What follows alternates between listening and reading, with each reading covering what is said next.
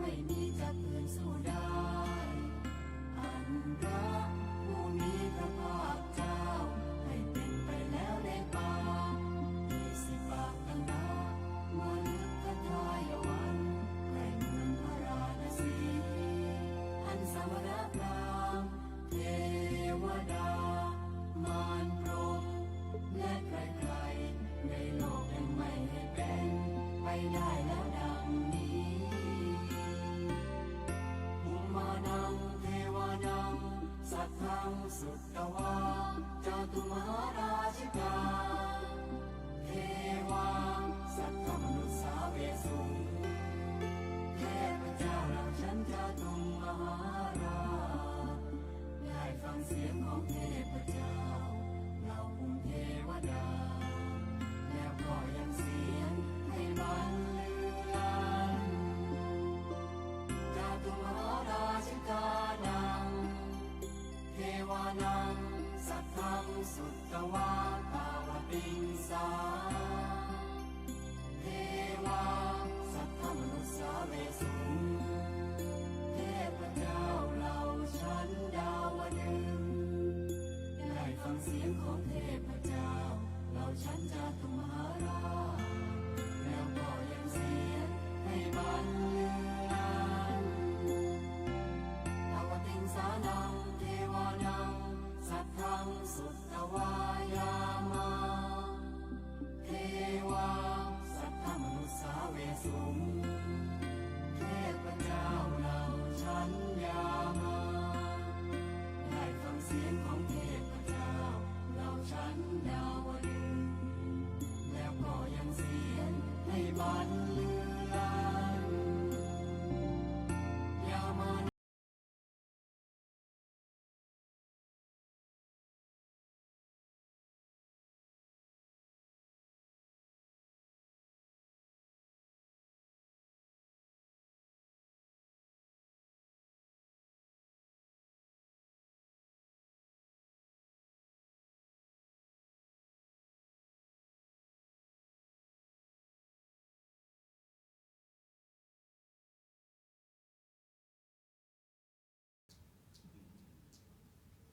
ขอ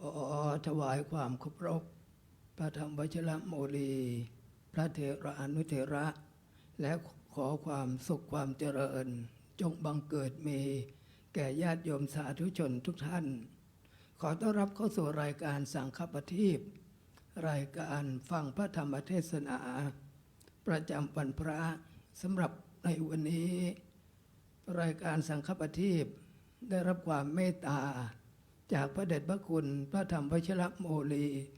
เจ้าวัดพญานาวาจะได้เป็นองค์แสดงพระธรรมเทศนาบัดนี้การทั้งปวงพร้อมแล้วขอเจริญพรประธานในพิธีคุณสุชาดาจิราธิวัฒน์ได้จุดธูปเทียนบูชาพระรัตนตรัย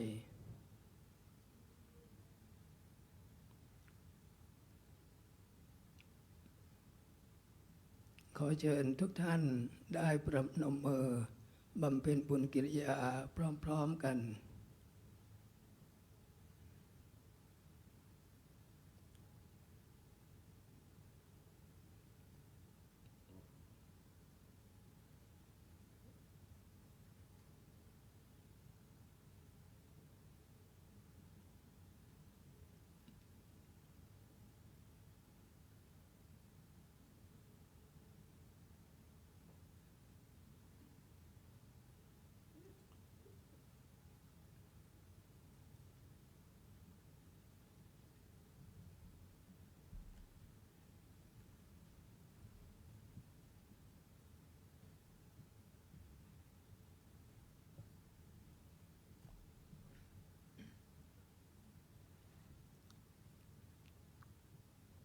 ศีลเป็นเบื้องต้น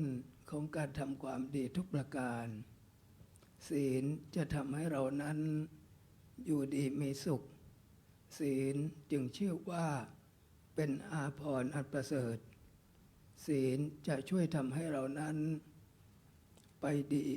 มีทรัพย์และดับทุกข์ได้ดังนั้นขอเชิญท่านทั้งหลายได้พร้อมใจกัน อาราธนาศีลโดยพร้อมเพรียงกัน มยังพันเตวีสูงรักขณัฏฐายะติสรเนนะสหะปัญจศีลานิยาจามะทุติยัมปิมยังพันเตวีสูงรักขณัฏฐายะติสรเนนะสหะปัญจศีลานิยาจามะตติยัมปิมยังพันเต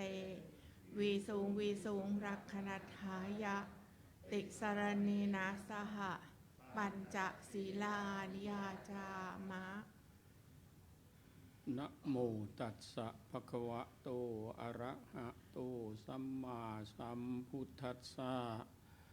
นะโมตัสสะภะคะวะโตอะระหะโตสัมมาสัมพุทธัสสะนะโมตัสสะภะคะวะโตอะระหะโตสัมมาสัมพุทธัสสะ นะโมตัสสะภะคะวะโตอะระหะโตสัมมาสัมพุทธัสสะ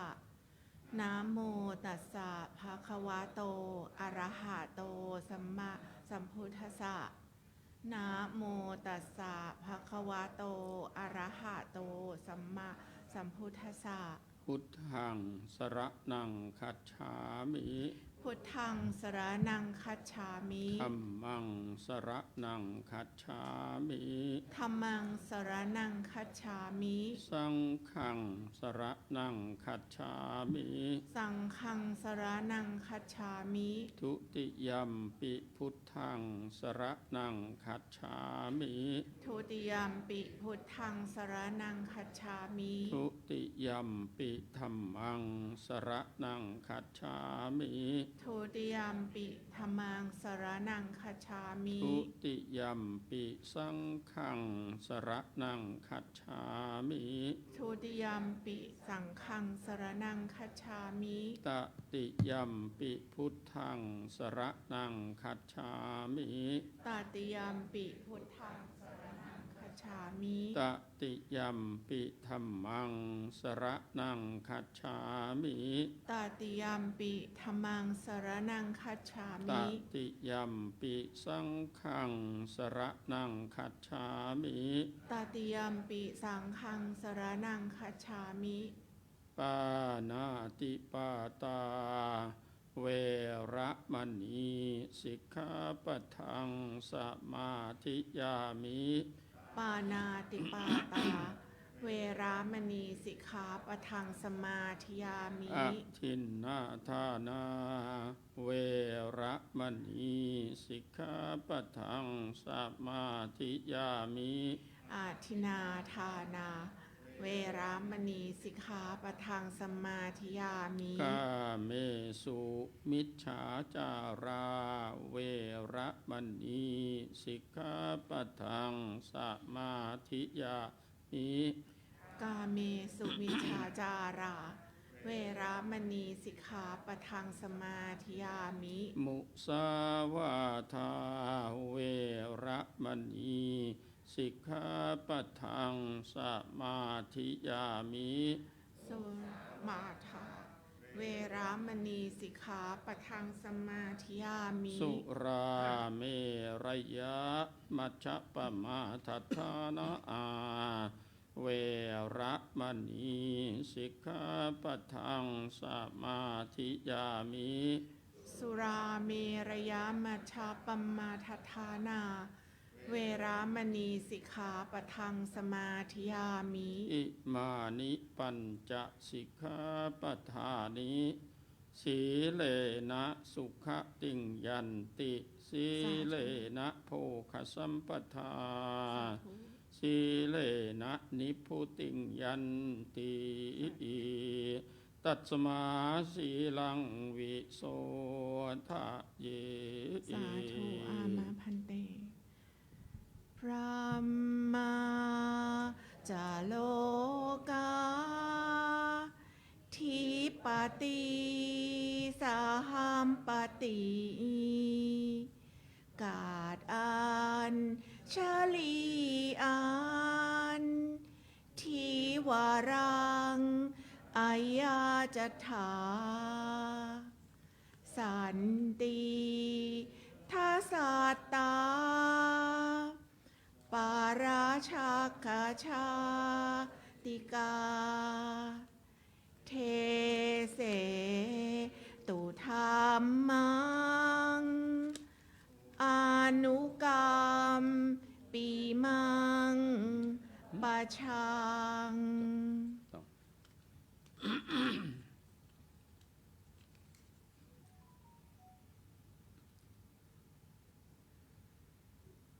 นะ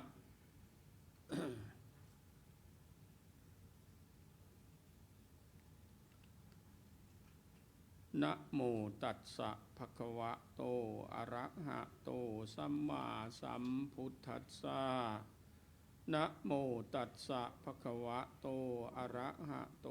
สัมมาสัมพุทธัสสะนะโมตัสสะภะคะวะโตอะระหะโตสัมมาสัมพุทธัสสะอัตตนาโจทยัตตานังตีวันนี้เป็นวันแรม14 ค่ำเดือน 5เป็นวันธรรมสวนะที่พุทธบริษัททั้งหลายทั้งที่มาถือศีลอยู่ในวัดยานนาวาและท่านที่อยู่ที่บ้านบางท่านอาจจะรักษาศีลเพื่อความเป็นสิริมงคลแก่ตัวเองเป็นการรู้จักเสียสละแบ่งปันสรรให้เป็นการรู้จักอดทนเพื่อความมั่นคงของชีวิตดังนั้นการที่มีวันสำคัญทางศาสนาอย่างนี้ถือว่าเป็นวันที่เรียกว่า7 วันเป็นวันพระ7 วันเป็นวันสำคัญเหมือนกับทางศาสนาคริสต์เขาก็จะมีวันอาทิตย์เป็นวันสำคัญของเราก็ทำนองเดียวกันเป็นลักษณะนั้นเพราะฉะนั้นเมื่อวันสำคัญทางศาสนาเวียนมาวันจบแต่ละครั้งจะเป็น7 ค่ำ8 ค่ำก็ตาม14 ค่ำ15 ค่ำก็ตามจะมีญาติโยมผู้ใส่ใจเกี่ยวกับเรื่องการปฏิบัติฝึกฝนอบรมตัวเองได้เข้ามาจำศีลภาวนาอยู่ที่วัดถือว่าเป็นการสร้างบุญกุศลให้เกิดขึ้นกับตัวเองสร้างความสงบสุขให้เกิดขึ้นแก่ครอบครัวของตนเองด้วยการเทศนาในวันนี้ตั้งหัวข้อว่าจงเตือนตนของตนด้วยตนเองเขียนเป็นคำกลอนไว้ว่าจงเตือนตนของตนให้พ้นผิดตนเตือนจิตตนได้ใครจะเหมือนตนเตือนตนไม่ได้ใครจะเตือนตนแช่เชือนใครจะช่วยให้ป่วยใจโบราณว่าปิ้งปลาหมองอแล้วกลับเจ็บแล้วรับใส่ดวงจิตคิดแก้ไขผิดแล้วแก้ปรับปรุงตัวเปลี่ยนหัวใจ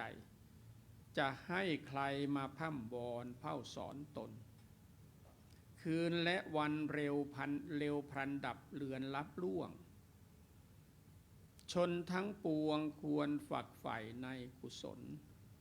รักชีวิตให้นึกถึงรำพึงตนอายุคนนั้นไม่ยืนถึง10,000 ปีเนี่ยสำคัญนะเก็บเอาไปคิดเพราะอะไรเพราะว่าหากเรารู้ว่าเราทำไม่ดีเราก็แก้ตัวเองซะให้มันเป็นเรื่องที่ดีเข้ามาหาตัวเรียกว่าคิดดีพูดดีทำดีทำให้ชีวีมีแต่ความสุขคิดชั่วพูดชั่วทำชั่วทำให้หมองมัวตลอดชีวิตนี่อันนี้ให้คิดเอาเองนะตั้งข้อคิดให้กับพวกเราเพื่อเก็บไปพิจารณาเพราะอะไรเพราะว่าตัวเราเองเท่านั้นแหละ ช่วยเหลือตัวเองมาตั้งแต่เกิดช่วยเหลืออย่างไรตั้งแต่คลอดออกมาจากท้องมารดาคุณแม่เอานมใส่ปากถ้าลูกน้อยท่านนั้นคนนั้นไม่ดูดนมแม่ใครช่วยได้นั่นเป็นธรรมชาติตั้งแต่อดีตมาแล้วพวกเราแต่ละท่านก็ทำนองเดียวกันสิ่งที่มีชีวิตทั้งหมดเขาช่วยเหลือตัวเองทั้งนั้นแม้กระทั่งต้นไม้ใบหญ้าทั้งหลายแหล่เขาก็ช่วยเหลือตัวเองแล้วก็สัตว์นานาชนิดก็ทำนองเดียวกันเพราะฉะนั้นนี่เรารู้จักช่วยเหลือตัวเองมาตั้งแต่เกิดแล้วถ้าหากดูดนมแม่ไม่เป็นก็ไม่มีใครช่วยได้พาไปหาหมอก็ไม่ไหวหนักเข้าก็ต้องลาโลกไปตั้งแต่เล็กๆก็เป็นไปได้ทั้งนั้นเพราะฉะนั้นสิ่งนี้นี่มันเป็นของจริงที่เมื่อพวกเราได้เจริญเติบโตมาจนขณะนี้ก็ต้องขวนขวายหาสิ่งที่ยึดเหนี่ยวใจของเรานั่นก็คือศาสนาเมื่อเรานับถือพุทธศาสนาสอนให้เรารู้จักช่วยเหลือตัวเองอัตตาหิอัตโนนาโถโกหินาโทปโรสิยาอัตตาหิสุทันเตนะนาทั่งลัพพติทุนรพังความหมายก็คือตนนั่นแหละต้องช่วยเหลือตนเองอัตตาหิอัตโนนาโถตนนั่นแหละเป็นที่พึ่งของตนถ้าหากว่าเราสามารถช่วยเหลือตัวเองได้ก็ถือว่าได้ที่พึ่งอันประเสริฐ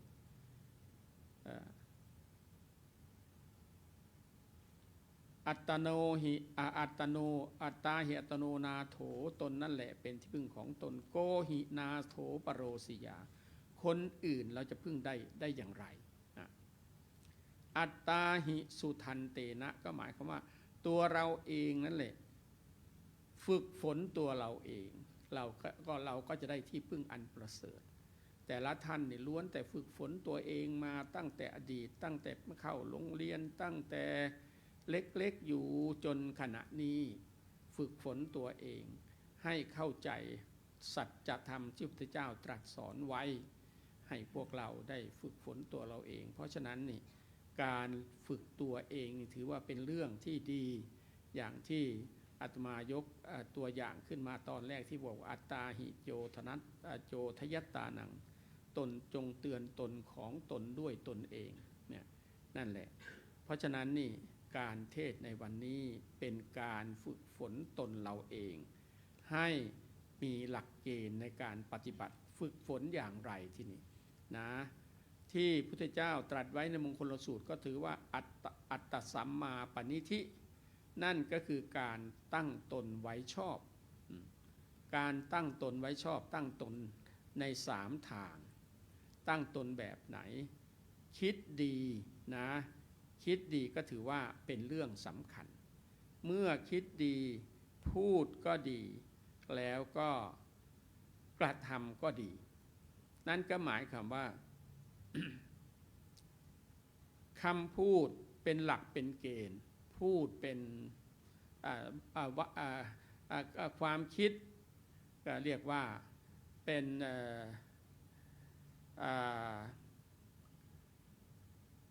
มโนสุจริตเนี่ยความคิดเนี่ยมโนสุจริตเกิดก่อนแล้วเสร็จแล้วก็จะพูดออกมาก็เป็นมโนก็เป็นวจีสุจริตแล้วเสร็จแล้วก็เป็นทางกายการกระทำกายสุจริตนั่นเรียกว่าพูดดีคิดดีพูดดีทำดีแล้วมันก็จะเป็นสื่อในทางดีกับเพื่อนกับพ้องกับพี่กับน้องกับครอบครัวของเราถ้าเราพูดแต่สิ่งที่ไม่ดีไม่งามนั้นก็ เรื่องโกหกพกลมเหล่านี้เป็นต้นหรือไม่ก็คิดแต่ในทางสิ่งที่ไม่ดีไม่งามเสร็จแล้วมันก็จะทำลายตัวเราเองทำลายสิ่งแวดล้อมนั่นแหละเรียกว่ามโนทุจริตนี่เรียกว่าเป็นการมันไม่สุจริตแล้วคิดที่จะไปลักเล็กขโมยน้อยสิ่งของคนอื่นเขาพอคิดแล้วก็หาทางชักชวนเพื่อนพ้องสิแล้วก็เรียกว่าพูดออกมาแนะนำเขาเป็นวจีทุจริตพูดว่าจะต้องอย่างนั้นจะต้องอย่างนี้วางแผนเพื่อที่จะไปทำลายด้วยกันแล้วเสร็จแล้วก็กายทุจริตก็ออกมานั่นแหละเพียงพูดเพียงคิดแล้วก็พูดออกมามันก็เป็นแนวทางแล้วในทางที่ไม่ดีแต่ในทางดีก็คือเป็นมโนสุจริตก่อนแล้วก็คือคิดในทางดีคิดในทางดีปรารถนามีจิตเมตตาที่ดีที่งามต่อคนอื่นเขารู้จักช่วยเหลือเกื้อหนุนรู้จักแบ่งปันสรรให้เรียกว่ากายสุจริตมันก็มาแล้วพูดออกมาก็เป็นวจีสุจริตคิดก่อนแล้วมันก็พูดออกมาเป็นวจีสุจริตแล้วก็เป็นมโนสุจริตนี่เรียกว่าเป็นไปในทางเรียบร้อยดีงามในทางสร้างสรรค์อย่างสมมติว่าจะมาจำศีลภาวนารู้จักว่าเพื่อนพ้องที่เขาเห็นเรามาเราก็เขาอาจจะอยากจะถามว่าไปวัดไหนไปทำอะไรแล้วเราก็แจงให้ฟังแล้วเขาก็อยากจะมากับเราแล้วก็ชักชวนกันมาแล้วก็มาปฏิบัติธรรมอยู่ที่นี่เนี่ยเป็นขั้นตอนนั่นเรียกว่าเป็นสุจริตทั้ง3ทางเรียกว่ามโนกรรมก่อนจริงๆมันก็เรียกว่าเป็นกายกรรมวจีกรรมมโนกรรมแต่แท้ที่จริงมันออกจากใจก่อนก็เอามโนกรรมขึ้นมาก่อนแล้วเสร็จแล้วก็วจีกรรมตามมาแล้วก็กายกรรมสุดท้ายสำเร็จทุกอย่างได้ก็ต่อเมื่อว่าที่สมบูรณ์ที่สุดก็คือกายกรรมตัวนี้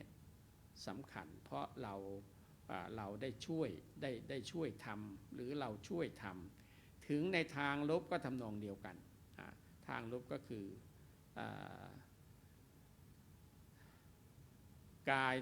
ายทุจริตมันออกมาแต่ทั้งหมดทั้งปวงก็มาจากใจก่อนแล้วก็มาจากใจก็คือ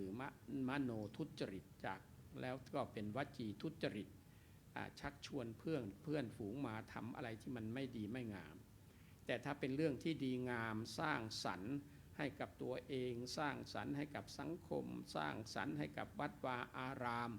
ในทางดีก็ถือว่าเป็นมโนสุจริต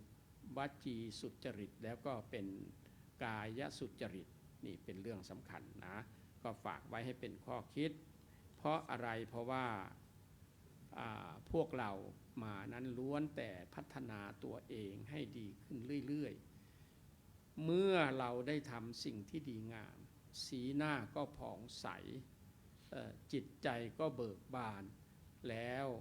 กลับบ้านกลับช่องไปก็เรียกว่าได้เอาบุญไปฝากลูกเต้าได้บุญไปเอาบุญไปฝากกับครอบครัวนั่นแหละแล้วก็พัฒนาตัวเองแล้วก็เพื่อนพ้องเห็นเข้าความสงบสุข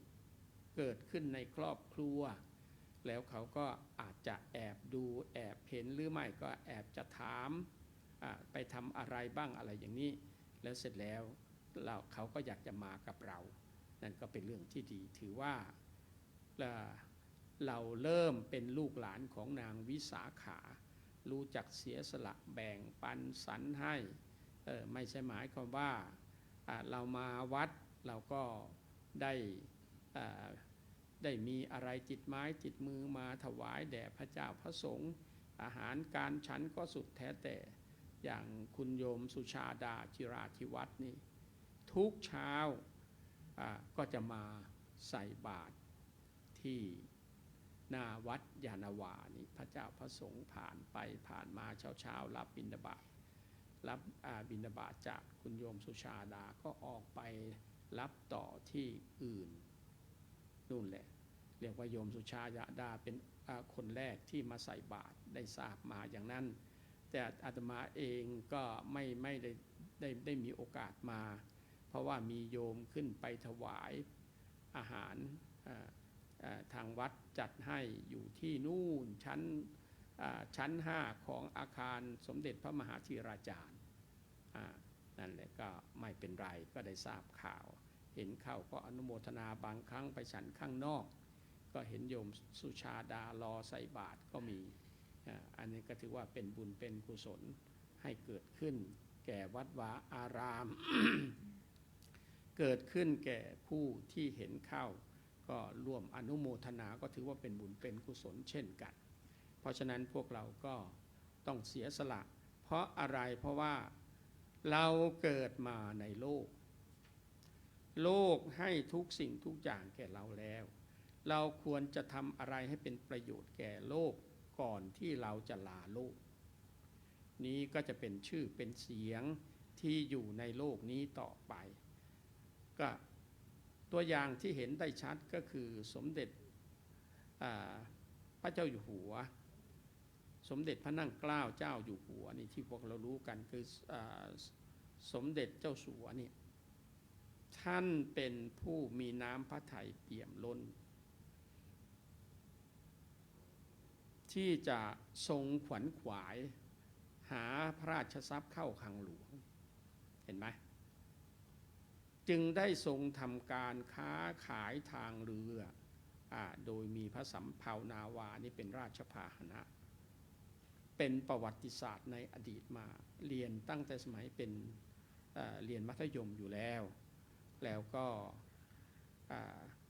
เมื่อก่อนเคยมาเยี่ยมหลวงพ่อเจ้าคุณสมเด็จพระมหาธีราจารย์ท่านพักอยู่ที่กุฏิทางนู้นใกล้ๆคลองตอนนั้นไม่สบายด้วยมากราบคารวะท่านมาทุกครั้งได้ยืนอธิษฐานจิตขนหัวลุกสู้ดีใจมากๆเหมือนกับมีอะไรที่ไปผูกพันอยู่กับท่านในลักษณะอย่างนั้นหรืออาจจะเป็นลูกเป็นหลานของท่านก็สุดแท้แต่ไม่ทราบนะแต่ว่ามีความผูกพันแล้วก็ไม่ได้คิดอะไรเลยเมื่อหลวงพ่อเจ้าคุณสมเด็จได้ไปเห็นอาตมาสร้างวัดศรีนครินทร์ได้กราบอาราธนาท่านไป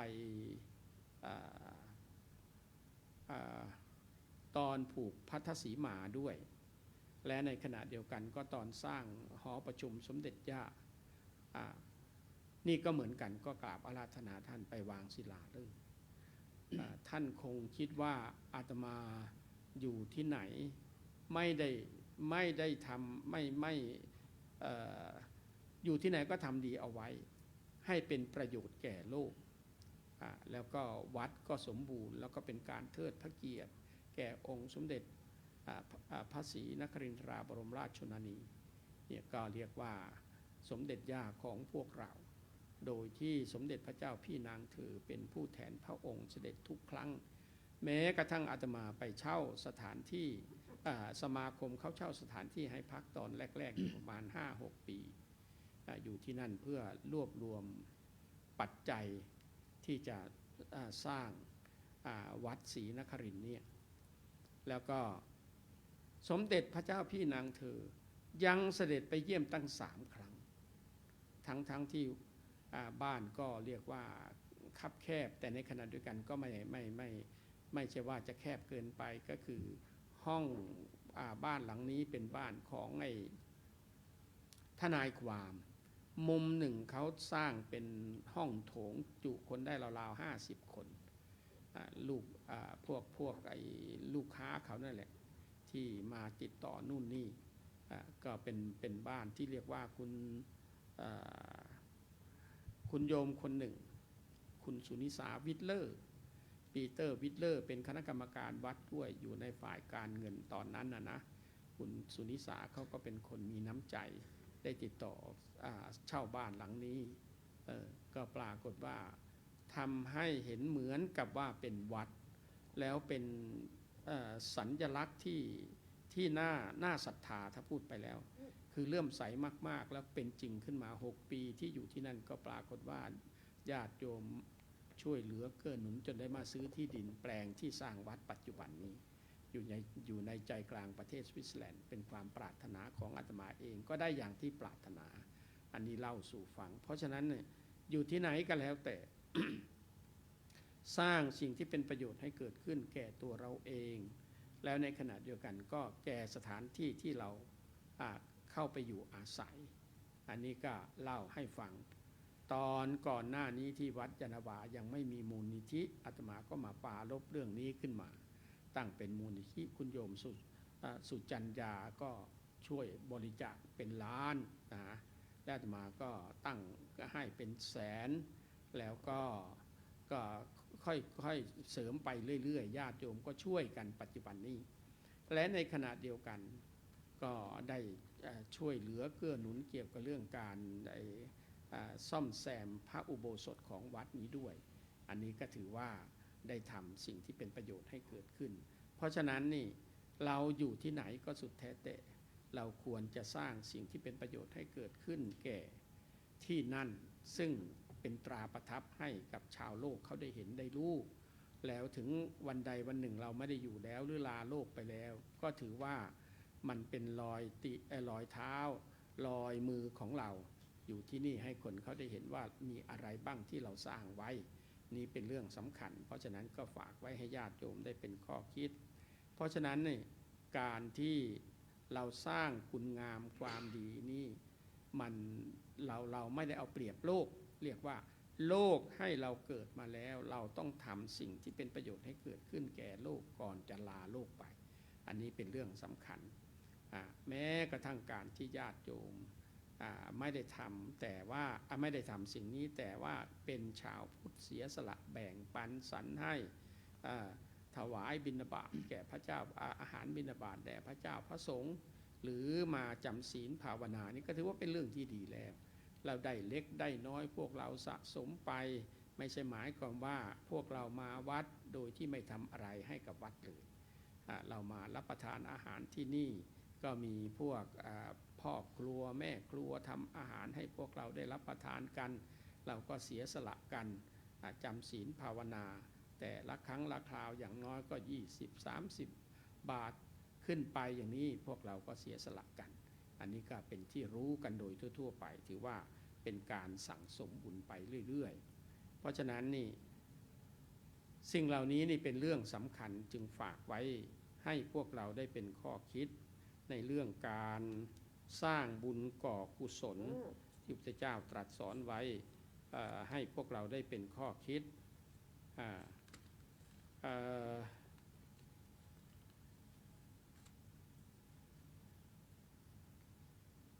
ชีวิตของเราเนี่ยเป็นที่รู้กันอยู่เลย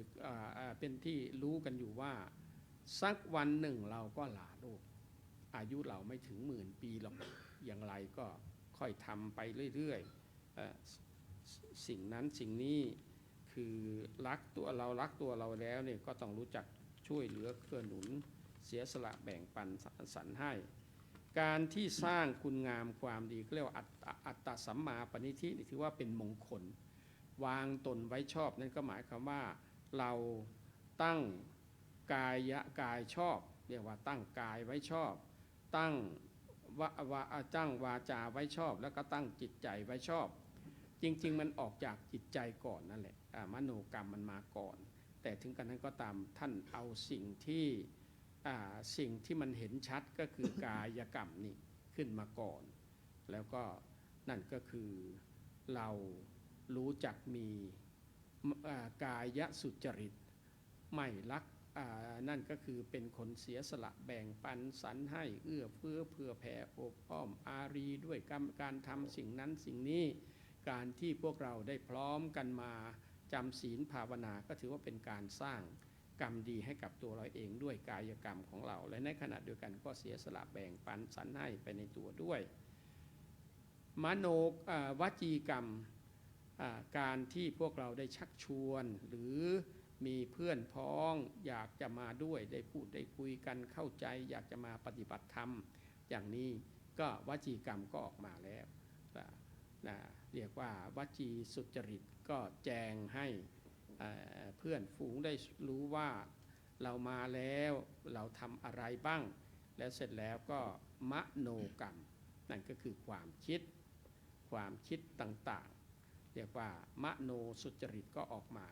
แล้วทั้งหมดนี้ล้วนแต่เป็นการสร้างเสริมเติมแต่งให้คุณงามความดีเกิดขึ้นแก่ตัวเราเองนั่นแหละเรียกว่าการตั้งใจดีอย่างที่อาจจะมาเขียนเป็นความเป็นหลักให้เป็นข้อคิดสั้นๆว่าคิดดีพูดดีทำดี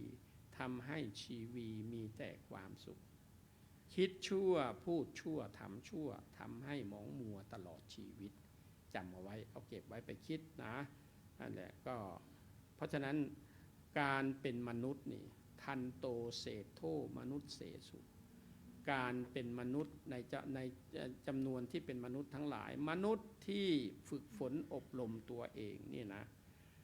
ฝึกฝนอบรมตัวเองถือว่าประเสริฐสุดแล้วเนี่ยเราอบรมตัวเราเองทำตัวให้ดีแล้วก็ฝึกฝนอบรมตัวเองมันก็สร้างประโยชน์ให้เกิดขึ้นทันโตเศธโธมนุษย์เสสุในหมู่มนุษย์ทั้งหลายมนุษย์ที่สั่งสมฝึกฝนอบรมตัวเองถือว่าสร้างความประเสริฐให้เกิดขึ้นแน่นอนเป็นคนประเสริฐเหมือนกับองค์สมเด็จพระสัมมาสัมพุทธเจ้าของพวกเราพระองค์ถึงจะเป็นลูกพระราชามหากษัตริย์เป็นพระโอรสของพระมหากษัตริย์คือพระเจ้าสุโธทนะแต่พระองค์ก็เสียสละพระองค์เองเพื่อมาฝึกฝนอบรมจิตใจของพระองค์ท่านจนได้เป็นได้บรรลุเป็นพระอรหันตสัมมาสัมพุทธเจ้าเป็นศาสดาเอกของโลกก็เพราะพระองค์ท่าน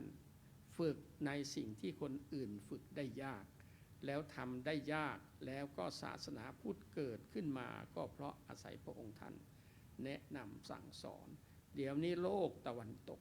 เขาให้ความสนใจพุทธศาสนาเรามากทีเดียวเพราะฉะนั้นวัดศรีนครินทร์ที่อาตมาไปสร้างนี้ก็มีผู้อิจฉาตาร้อนเหมือนกันศาสนาอื่นแล้วก็เรียนแบบอยากจะมาเรียนแบบอยากจะสร้างอย่างนี้ได้ไหมในมีศาสนาหนึ่งซึ่งคนสวิตเขาไม่ชอบเขาก็นายคนนั้นก็พูดว่าอยากจะสร้างอย่างนี้เหมือนกับที่วัดศรีนครินทร์เหมือนวัดของประเทศไทยเขานี่มีโยมที่เป็นประธานสมาคมโทรศัพท์ทางไกลมาตอนนั้นมาประเทศกลับมาประเทศไทยมาเยี่ยมประเทศไทยชั่วระยะหนึ่งรัฐบาลเขาบอกว่าเขาไม่อนุญาตแต่เขาไม่อธิบายเขาบอกว่าเธอต้องดูตัวเธอเองให้ดีก่อนอย่าเอาเธอไปเปรียบเทียบกับวัดไทยหรือชาวไทยชาวไทยเขาสร้างประโยชน์ให้เกิดขึ้นแก่พวกเราไม่น้อยแล้วพวกเธอต้องดูตัวพวกเธอเองสิเธอทำอะไรบ้างเท่านั้นแหละจบไม่ต้องพูดต่อแล้วนั่นแหละอันนี้มีแน่นอนที่อยู่ในประเทศสวิตเซอร์แลนด์แต่แล้วก็เรียกว่าเขาก็ไม่ให้สร้างถ้า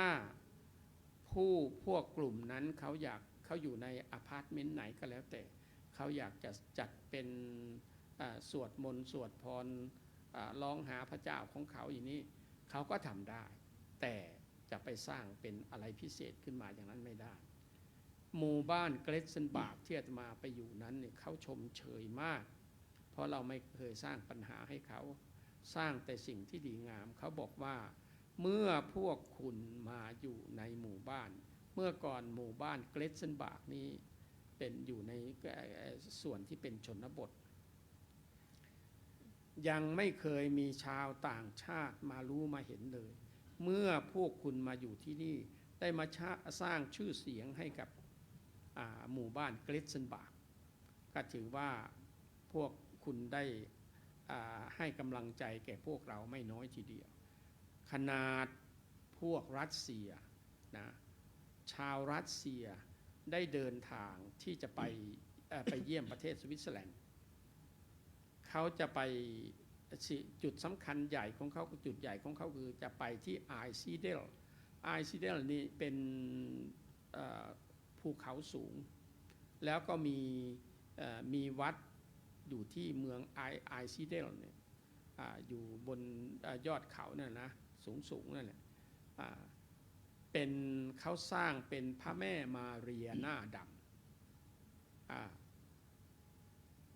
ทำไมต้องหน้าดำนะตามประวัติเล่าไว้ว่าเพราะนางนี้เป็นคนสวยมากๆพระแม่มาเรียนี่นางสวยมากไม่อยากจะให้เป็นบาปเป็นกรรมแก่คนอื่นเขาก็เลยแปลงเพศเป็นพระแม่มาเรียหน้าดำขึ้นมาไม่ให้ใครมาข้างใครหลงไหลพระนางเองว่าอย่างนั้นจึงกลายเป็นพระแม่มาเรียที่ศักดิ์สิทธิ์มากแม้รัสเซียเองก็ไปไหว้สมัยก่อนก็มีคนไทยเล่าให้ฟังว่าตอนที่ยังไม่มีวัดไทยนี่ก็พวกคนไทยไปไหว้ที่พระแม่มาเรียหน้าดำเหมือนกันเขาเล่าให้ฟังแล้วก็ทำให้เขาได้สบายใจแล้วก็อยู่เย็นเป็นสุขในครอบครัวของเขาในลักษณะอย่างนี้นั้นเป็นความเชื่ออันนี้เป็นเรื่องสำคัญแล้วก็เขาเห็นอย่างนั้นเขาแวะไปที่วัดศรีนครินทร์เหมือนกันไปเห็นเขาก็ชื่นชมแล้วก็พวกชาวรัสเซียที่มานั้นก็ทำให้พวกเกรซเซนบาร์กได้มีหน้ามีตาเหมือนกันแล้วเขาจากนั้นเขาก็ไปต่อที่เมืองไอซีเดลเพื่อที่จะไปดูวัดคริสต์เป็นวัดใหญ่มากๆถือว่าเป็นวัดที่มีชื่อเสียงที่สุดในประเทศสวิตเซอร์แลนด์เพราะเจ้าแม่มาเรียหน้าดำเนี่ยนะก็ฝากไว้ให้เป็นข้อคิดแก่พวกเราการที่ศาสนามีขึ้นมานั้นก็เพราะว่าคนเรานี่ต้องอาศัยหลักยึดเหนี่ยวมีหลักยึดเหนี่ยวทางใจจึงทำให้เกิดศรัทธาแล้วก็มีความร่วมแรงร่วมใจกันเพราะศาสนาถือว่าเป็นหลักใจของแต่ละผู้ที่นับถือศาสนาอะไรก็สุดแท้แต่เป็นเรื่องสำคัญแต่แน่นอนที่สุดก็คือชาวพุทธเราอยู่ที่ไหนก็แล้วแต่ชาวโลกต้อนรับไม่มีปัญหาหลายคนมาปฏิบัติธรรมอยู่กับอาตมา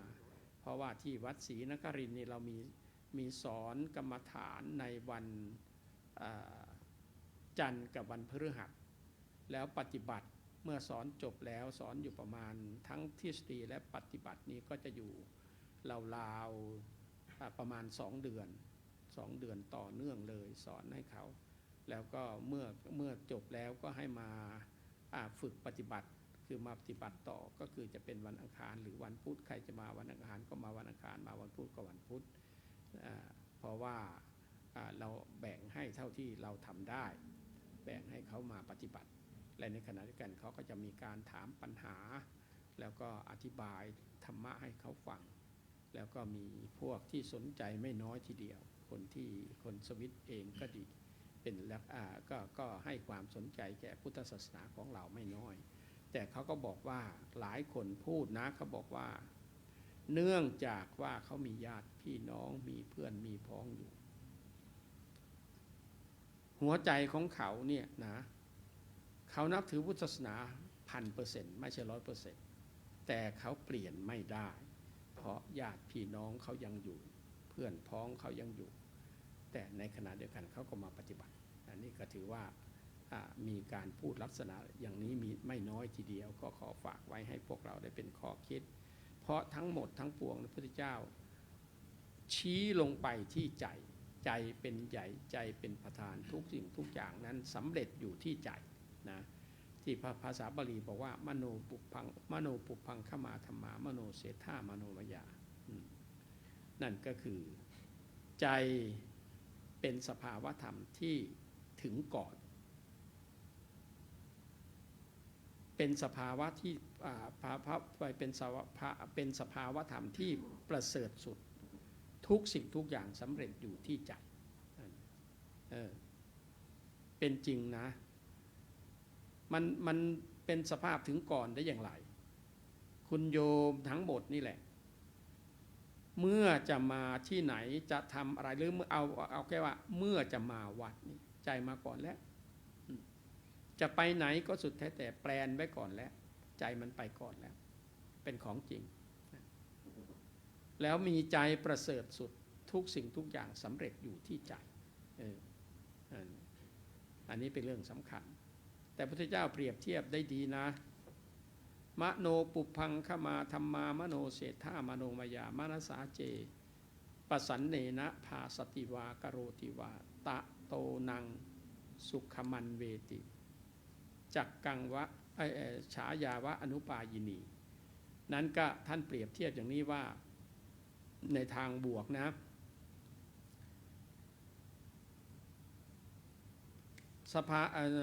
มนุษย์เรานี่ใจของมนุษย์เรานี่มีใจเป็นสภาพถึงก่อนมีใจประเสริฐสุดและทุกสิ่งทุกอย่างสำเร็จอยู่ที่ใจถ้าหากใจดีพูดก็ดีคิดก็ดีความดีก็จะติดตามตัวเราเหมือนกับเงาตามตัวเห็นไหมเหมือนเงาตามตัวเราแต่ถ้าหากว่าในทางลบที่นี่มนสาเจปทุตเถนะหมายความว่าจิตมันเศร้าหมองไม่เป็นกุศลแล้วมันก็จะทำลายตัวเรานั่นก็คือทำลายแบบไหนเหมือนกับ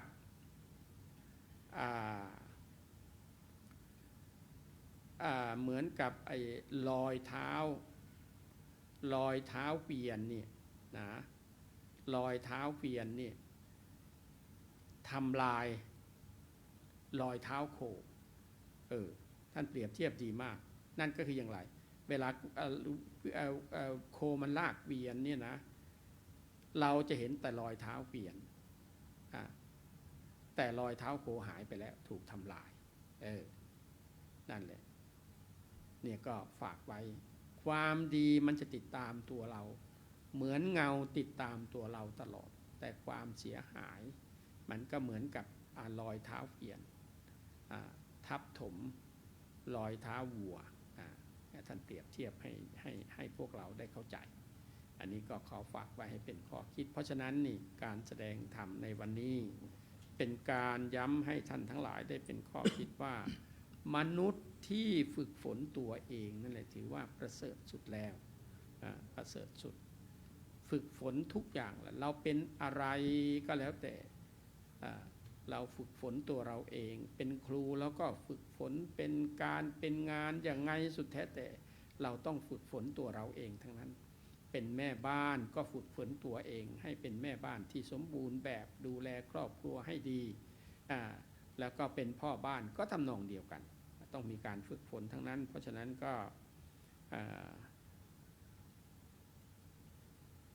การที่เรามาฟังเทศน์ในวันนี้ย้ำก็คือย้ำให้พวกเราได้ฝึกฝนจิตใจของเราสร้างแต่คุณงามความดีให้เกิดขึ้นอย่าไปมองโลกแง่ลบมองโลกในแง่ดีอย่างที่อาตมาบอกที่พูดว่าคิดดีพูดดีทำดีทำให้ชีวิตมีแต่ความสุขคิดชั่วพูดชั่วทำชั่วทำให้หมองมัวตลอดชีวิตเป็นอย่างนี้ขอฝากไว้ให้เป็นข้อคิดแต่เพียงเท่านี้ในท้ายที่สุดนี้อาตมาภาพขอตั้งกัลยาณจิตอ้างเอาคุณพระศรีรัตนตรัยและบุญกุศลที่ท่านทั้งหลายได้บำเพ็ญแล้วตั้งแต่อดีตจนกระทั่งปัจจุบันพึงมารวมกันเป็นตปะเป็นเดชะปกป้องคุ้มครองให้ท่านทั้งหลายจงเป็นผู้นิราศร้างห่างหายภัยพิบัติอุปัตตวันตรายมีพรรณนามัยสมบูรณ์มีสติปัญญาดีและเจริญด้วยจตุรพิธพรชัยทั้ง4ประการก็คืออายุวันนะสุขะพละปฏิภาณคุณสารสมบัติธนสารสมบัติปรารถนาสิ่งใดที่ไม่เหลือวิสัยและประกอบชอบธรรมขอสิ่งนั้นจงสำเร็จแก่ญาติโยมทุกท่านทุกคนเถิด เอวังก็มีด้วยประการฉนี้ สาธุ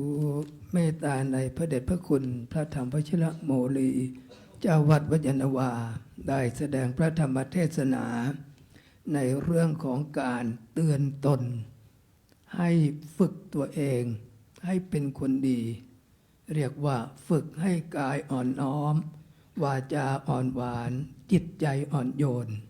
เพราะความดีที่เราทำนั้น จะติดตัวเราไปทุกหนทุกแห่ง ความดีมีผลเป็นความสุข ความชั่วมีผลเป็นความทุกข์ เราก็จะได้นำข้อคิดเหล่านี้ไปประพฤติปฏิบัติลำดับต่อไปก็ขอเจริญพรประธานในพิธี คุณสุชาดาจิราธิวัฒน์ได้ถวายเครื่องไทยธรรมกันเทศน์และญาติโยมท่านใดที่จะได้บูชากันเทศน์ก็ขอเจริญพรได้ข้าวถวายตามลำดับสืบต่อไป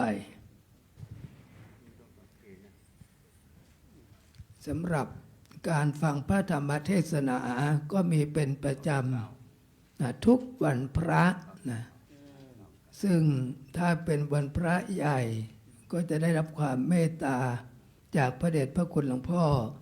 ได้มาแสดงธรรมส่วนวันพระอื่นๆก็จะได้อาราธนา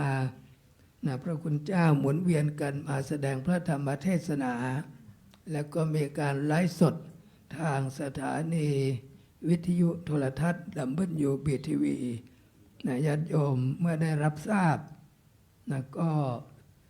บอกกล่าวเชิญชวนญาติมิตรให้มาฟังด้วยก็จะเป็นการสร้างบริวารบารมีซึ่งเราทำความดีคนเดียวก็ได้คนเดียว